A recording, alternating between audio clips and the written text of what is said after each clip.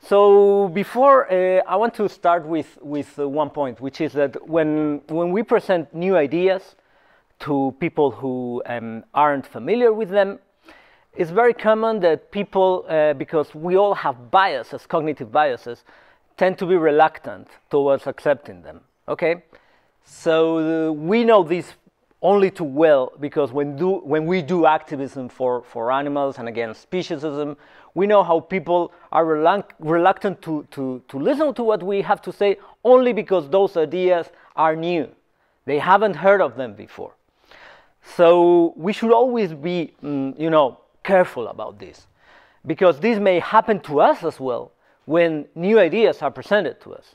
And this may be a case like this, when we consider the case of wild animals or animals living in the wild.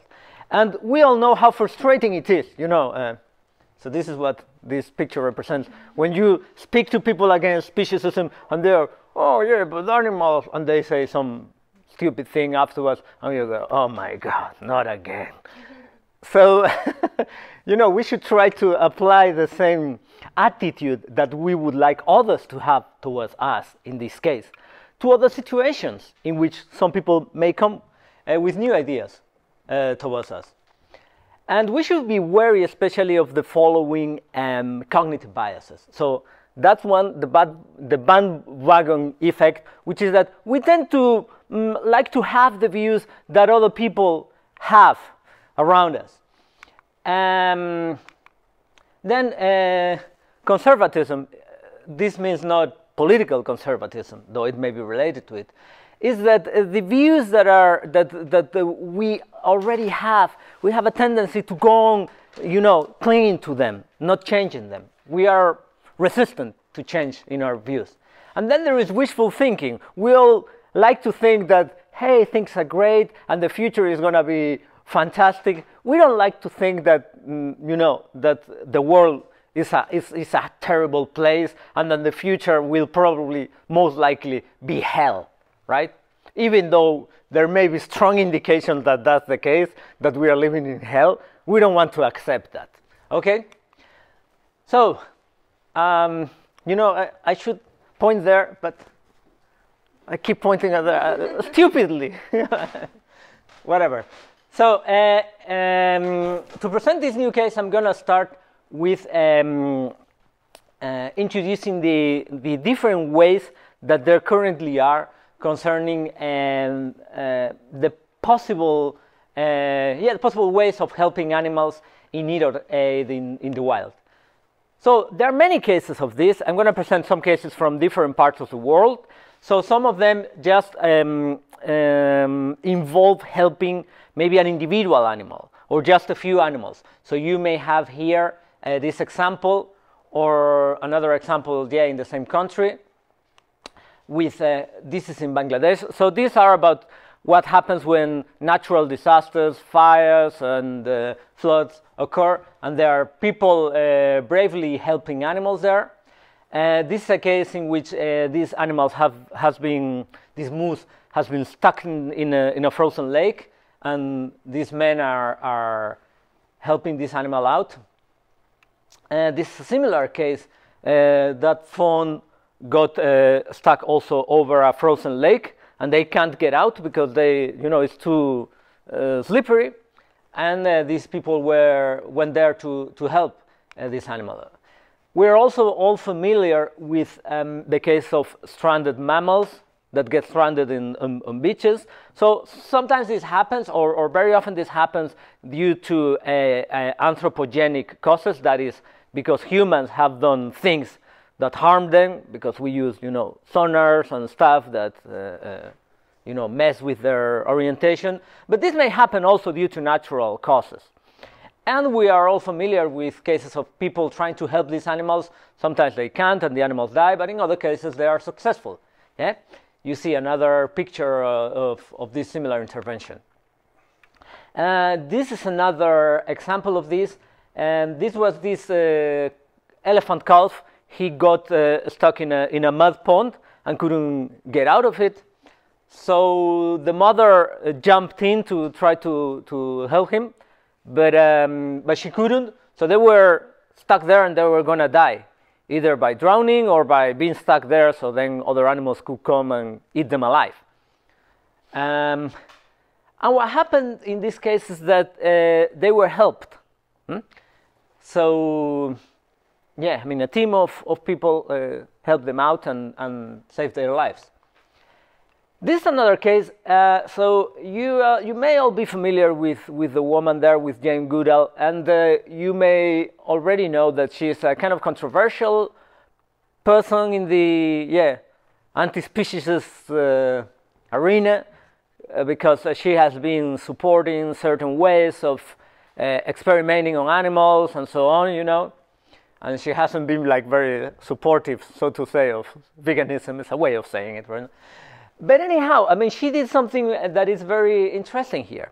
So, as many of you may probably know, she was working in Gombe, in the middle of Africa, investigating a community of chimpanzees. And she and her team learned, I mean, they discovered that some of these animals were dying, mainly because they were starving. They were starving because there was a polio epidemic there, and many of them were dying mainly because they didn't have like the strength to pick the food. So they helped them. They provided them with food, as you can see there. She's offering a banana to one of these animals, who clearly you can see like the limp of the animal, and then also introduced in the fruits that were given to them a vaccine against this condition. And in so doing, they saved their lives and spared terrible deaths to many of these animals. And then we are all probably familiar with other similar examples involving shelters and sanctuaries directed to animals living in the wild, and also hospitals in which sick or injured or orphan animals are helped, are given assistance. I mean, some of you may know this picture. Yeah, it's, as you can see, there is an Australian bat sanctuary, and always when I present this picture, I mention how these animals, these bats, have all this reputation, you know, of dark creatures, you know, Batman and, you know, the vampires and everything. So yeah, you see there, Batman and the vampires, how they are dealing. Okay, and yeah, again, similar examples there. I mean, there are many of them. Now, there are other interventions that are helpful for a larger number of animals. One of them is this one. It's about providing food to animals who otherwise would die because they would starve. So every now and then in nature, some situations happen in which animals are left without any food. It might be because of drought or floods, as I said before, particularly harsh winters or summers. And there have been efforts to feed these animals. So those are feeders, and you can see that they are dosifying the amount of food that they can provide.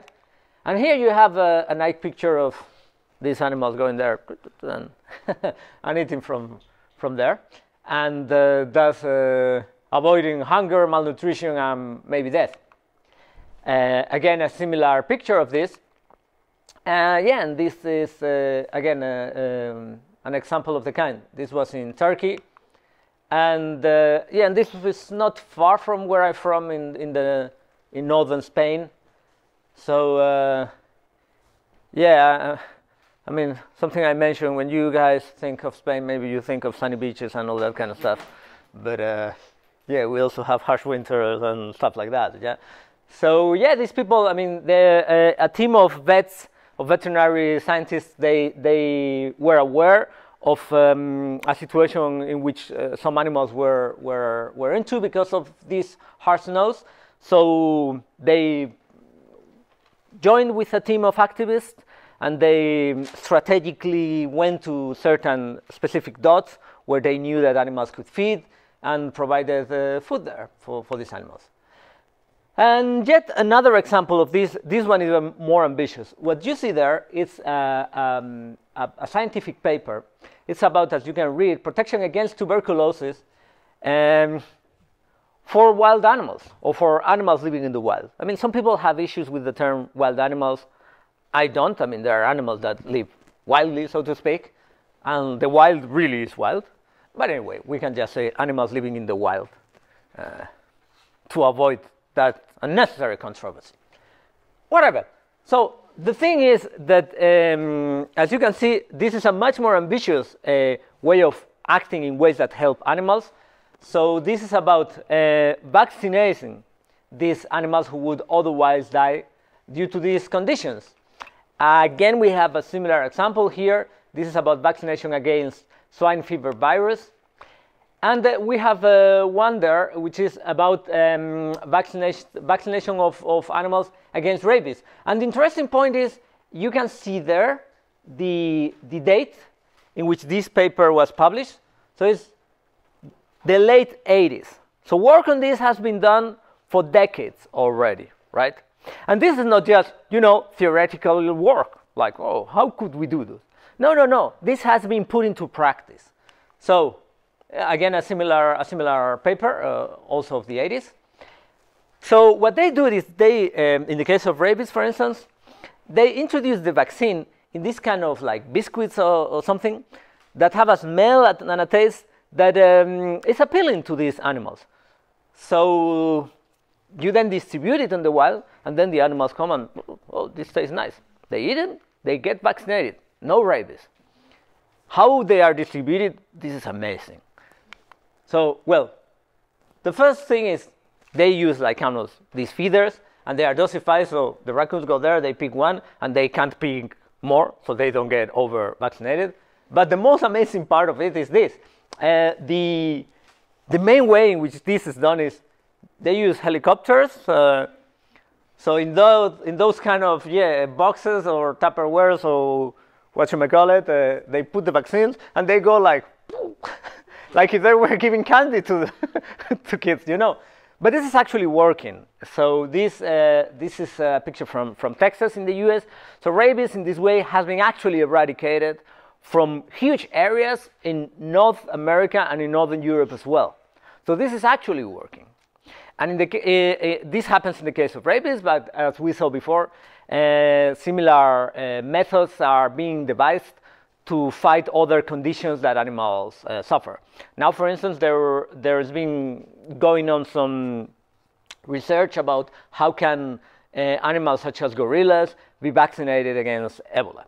Now, the reason why this is carried out, of course, is that we don't want those animals, not we, the people who do it, they don't want these animals to pass on these diseases to humans or to the animals with whom the humans live, like domesticated animals or the animals we exploit every day, right? But what this shows is that it is perfectly possible, it is perfectly achievable to implement these measures for the sake of animals themselves. So it's not that, animals are in such a terrible situation, but unfortunately there is nothing we can do about it. No. There are ways we can do about it. And not only there are in a theoretically way, they have been practically implemented for decades already. First, they started with pilot programs. They examined them, they monitored them. When they saw they worked, they expanded them. They controlled how these may affect other animals, And only when they make sure about that, they started to massively carry these projects out. So if we are not a speciesist, we would think, well, if we would do this for humans, why not do it for animals themselves? In fact, there's been some example of this, which is vaccination against the Black Death in the U.S. So they were vaccinating the prairie dogs.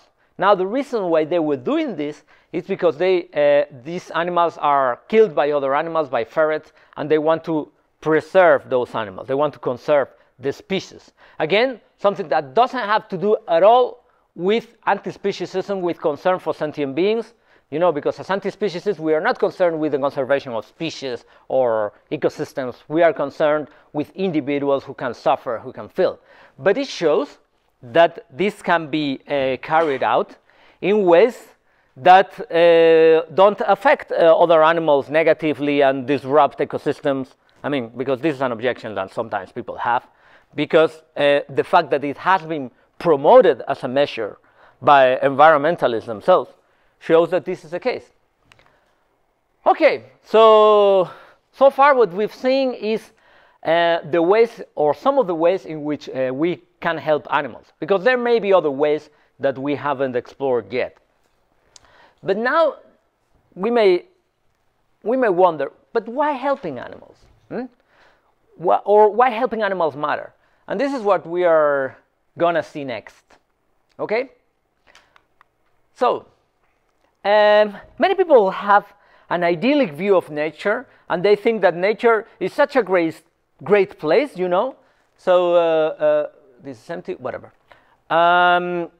So they think that nature is like a paradise for animals, and this is so especially, and this is a problem, among many animal activists. And this is understandable, because if you fight animal exploitation, you want some alternative to animal exploitation. The alternative is that animals aren't exploited. But some people may think, well, the alternative is nature as it exists today, right?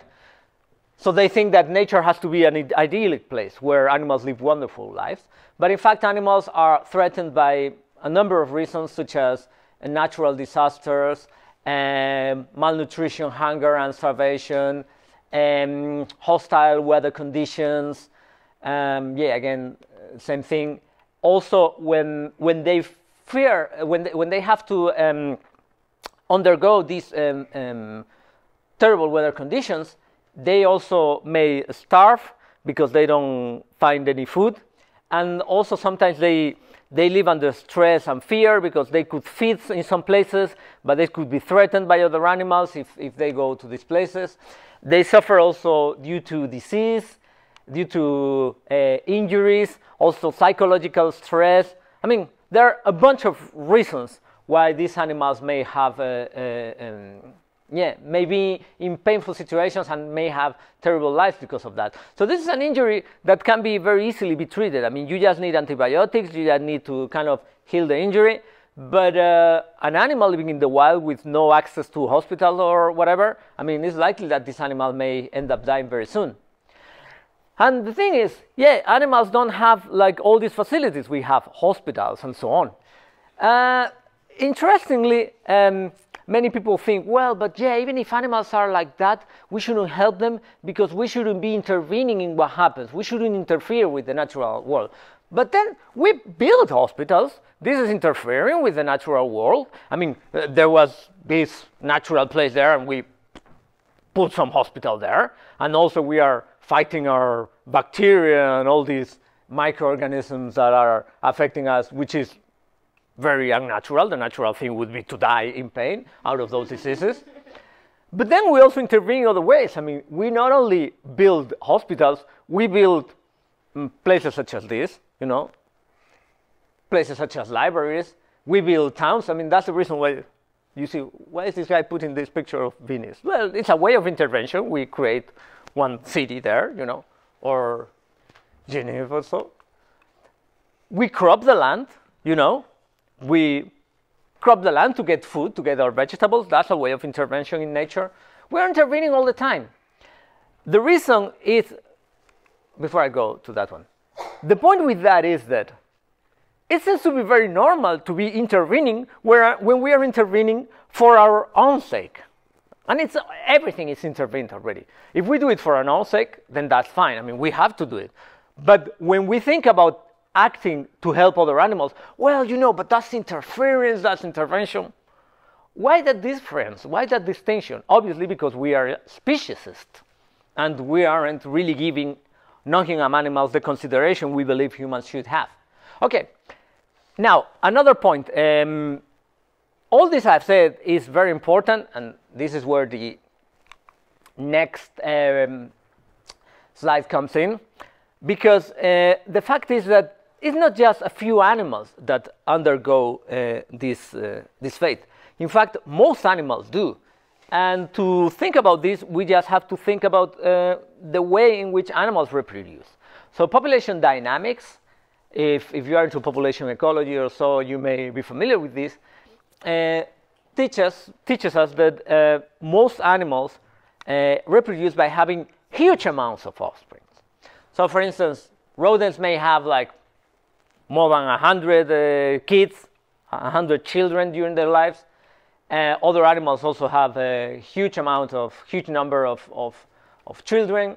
We are all familiar with this idea of a huge number of turtles going out of their eggs and everything. Frogs may lay like thousands of eggs, and some fishes may lay millions of eggs, you know, like this. Those are tiny fishes, millions of them. So what happens to these animals? Why do they, you know, lay so many eggs? Why do they have so many children? Because life in nature really is harsh, really is very hard. I mean, they die in the millions because all the situations I mentioned before are very general, are very common. So most animals come into existence and they just die shortly after. You know, many animals, for instance, just starve. So of all these animals, there are many who will never eat. They are born and they say, oh, I want to eat. Where's food? No food. Never any food. Okay, I'm dying. But it's very painful. I mean, it's not like this. And they may die for many other reasons. Like, for instance, you saw the picture of the frog.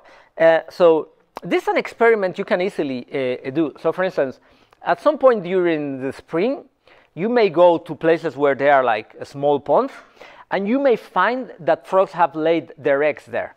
And there are a lot of eggs there. So shortly after, you'll see the tadpoles. Haven't you ever seen this? You'll see lots of tadpoles, many of them. Then you go home, and then you come back a few days afterwards. And you'll still see the tadpoles around. You'll see that they are bigger, larger in size, but there are far fewer ones. I mean, because most of them have died. And they may die, for instance, suppose that they're that the frog has chosen a certain place to lay the eggs at a certain point, and then it's been very sunny, and the pond had dried. All these animals will die, you know, because it's dry, so it's like... So they die when they are very young, so they don't have possibilities to have good experiences to enjoy life, but they have this horrible death, you know. So I know this is very creepy, this is terrible, but I warned you at the beginning, you know, we should be open to new ideas and we shouldn't be relying on wishful thinking. Okay, so what can we do about that? Well, maybe the good thing is to design an effective strategy, right, about this, because this is a very complex issue. And we may think, well, we can't solve this problem. Fair enough, maybe we can't solve everything that is bad in the world, but maybe we can help some animals, maybe we can make the difference for the good for some sentient beings. And this is important because even if this is a hard topic, even if it's a new one, we have reasons not to set it aside. Well, you see there the explanation in French. So the reason why the K is there is because of a joke. And it's a very bad joke. It's a terrible joke. I'm saying it not so you smile at it, but so you get the idea of what I mean by this. So there's this joke that is a guy who's looking for a key, you know, and he's complaining, oh, I can't find my key. Where's my key?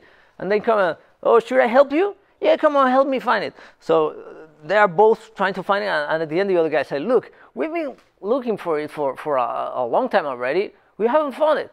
Are you sure you left the key here? And the guy said, well, no, I'm actually pretty sure that I dropped it over there, but there is no light there. I come here because there is more light to look for it, you know. So the joke is stupid, I know, but the joke is very illuminating for this idea, because often we don't choose the causes in which we invest our time out of how important that cause is, but because it's an easier task. And you, as anti-speciesist people, are very familiar with this, with people who know about speciesism, but they prefer to focus on other causes, human causes, you know, on helping humans in different ways, because that's easier than working against speciesism. So the same thing may happen here. Even if this is a hard topic, we should still see how we can deal with it, because it's so important. I mean, because there are like 10 to the power of 19, 20, maybe 21 sentient beings all around there in the wild. Okay, so there are many cost-efficient courses of action today that we can get involved with. So one of them is just supporting the ways of helping animals that are currently feasible, such as the one I presented before, the ones I presented. Learning more about how to help wild animals. You know, we still have insufficient knowledge, and there are many other possible ways in which we can be able to do it in the future. Then challenging speciesism, of course, because as long as people are speciesists, they're not going to care about what happens to animals in the wild. And also spreading the idea that animals in the wild matter, because even among people who call themselves antispeciesists, they tend to focus on animals exploited by humans and you know, set aside other animals. So we should really do this kind of activism. Also raising interest among life scientists. So life scientists are among the most speciesist people in our society. Veterinary scientists, they are usually very speciesist. Biologists, they are often even worse. But still, there are also interesting people there, you know, people who are concerned for animals, and they can make a huge difference, because what we need now is to create a new field in life science, which is concerned with what happens to animals in the wild from the viewpoint of their suffering, of their experience, of their happiness, of their well-being, rather than considering other ecological dimensions of it. So, for instance, currently there are environmental studies regarding animal populations, regarding behavior, regarding evolutionary considerations, regarding communities. No branch of environmental science concerns with the well-being of animals. We should work in that direction. There are people who are working doing the science of animal welfare, you know, which is different from animal welfare, as we know, the position that says that exploiting animals may be acceptable in some conditions. That's something different. These people are studying the well-being of animals, but they are not studying the well-being of animals living in the wild. We should push for that. Well, some examples of what has been done is, I mean, there have been some publications on this issue. There you have, I mean, you may Google it and look for it. In recent years, in 2015, a compilation of papers was published about this, and the number of publications is growing. Then, well, a bit of self-promotion, why not? Given that I've said so many wonderful things about pour l'égalité animale, I can also say a bit about the organization I work with, Animal Ethics, which I would like to think we have very similar approaches, anti-speciesist approaches. And yeah, well, that's a picture of our website in English, but the website, yeah, is available in 8 different languages, French too. And yeah, this was a prize that we offer to people who may come up with new ideas regarding how to help these animals. Then also one of the languages our website is available is Chinese, and we are, you know, providing information not only about animal exploitation, but also about animals in the wild in many different languages. And yeah, there are internship opportunities also at Animal Ethics, and there are people who are now currently doing research on this issue too. Then, as Claire said before, I put some leaflets outside there in the table, in one table where all these different stalls are. And you may see there that among our materials, we also speak about how to spread concerns about animals in the wild. This is another example of a leaflet. And then we also give talks, such as this one, for instance, to raise concern about this. This is in Latin America, in Brazil, because we do it in different countries, in the US, in Europe also. Now we are starting also in New Zealand. This is, another picture of the place where I'm from, in Santiago Compostela, so in Spain, so northern Spain or Galicia. So you see there how, we're doing stuff. And basically that's it. I don't want to be too boring, and I don't want to do so much self-promotion. That should be enough.